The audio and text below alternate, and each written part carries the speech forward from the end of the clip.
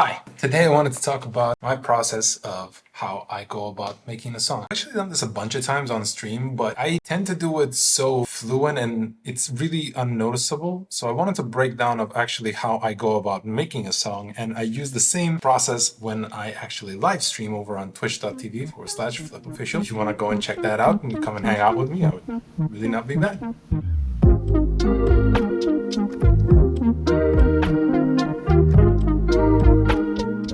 Basically, I have these templates that I build out over a period of time. Every single time I sit down to make a new template, I make sure to figure out how it's going to allow me to have the most control and as wider of a space that I can to explore. When I try to make lo-fi music, I typically go for setting up a drum rack with some drums that I really adored. And after that, I have only a couple of audio tracks that can help me start the entire process. So if I want to start off a track, I actually have everything already preset, ready to go. So for example, here I have two of my APC 40s. These guys are already hooked up and connected to Ableton. Another thing I completely forgot to mention is the fact that I do have Ableton Push in front of me at all times. Every time I want to use it, it's just right here ready to go. So mostly this is my drum machine and my sequencer. So anything I need to get going, this is where it begins. Sometimes when I'm in the process of making music, I like to lay down just 3 or 4 beats and just start going off of there.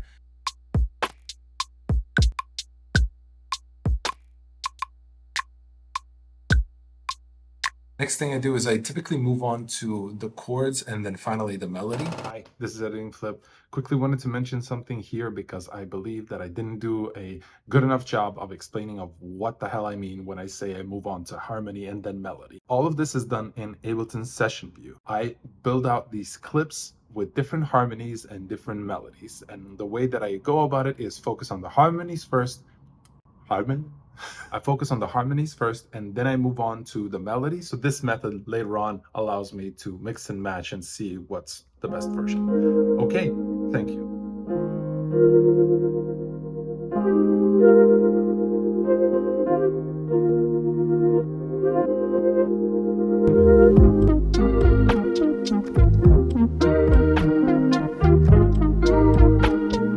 So while I was recording the keys, I forgot to mention this teensy wincy tiny massive thing that I'm doing constantly. I actually have a MIDI controller, but for my feet. It's a pedal board that is completely customizable by Nectar. It is called the Pacer, and it is a complete lifesaver when it comes to these things. You can map out each of the buttons and it has separate banks on itself. What I like to do is I like to manually switch scenes when I'm trying to record a different track. Let's say I am recording on track number 1 and then I quickly want to change to the next drum beat, so I make sure to trigger that with my feet before proceeding on to the next one. I know it sounds confusing, but let's say you're playing just the piano and you want the next clip slot, you can easily map that to the foot control instead of like clicking a mouse and stopping the entire recording. It just makes everything flow. From that point on, what I typically like to do is move on to the melody. The way that I work on this is something that is very experimental and very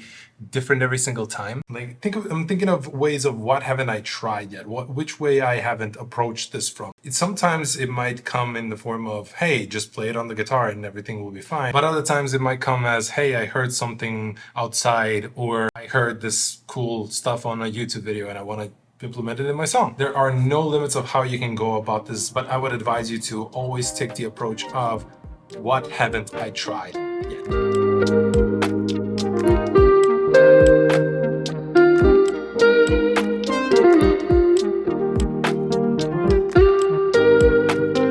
So after a lot of messing around on the guitar, I finally came up with a melody that I'm happy with, and I am going to start incorporating it into my song here and there. But here's the best part of having this setup that I just talked about. You can set up as many instruments in the beginning as you want to, and you can prepare as many of them as you want to.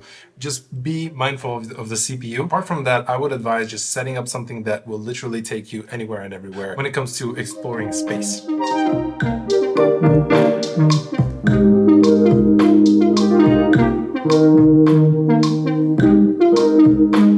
The reason why I mentioned these guys in the beginning of the video is because they allow me to go from a bunch of loops who are just thrown around together with some duct tape and so on to a full song. Every single square represents a loop on here.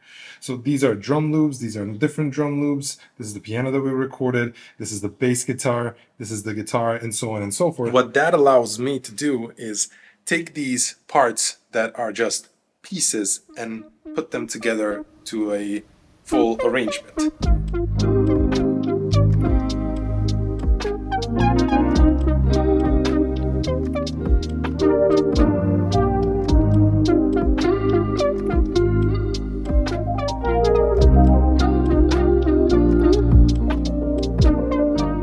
So the best way that I do that is actually I sit on this little station right here and figure out which parts work and which parts don't, and hopefully you are hearing in the background what the song currently sounds like. So if you want to listen to the finished track already, I will put a link down in the description right below the subscribe button, and let me know what you guys think. Actually, is this type of video something that you would like to see more of in the future? Because I enjoy making these guys and they are pretty quick and give an insight on how I do things around the studio, so please let me know.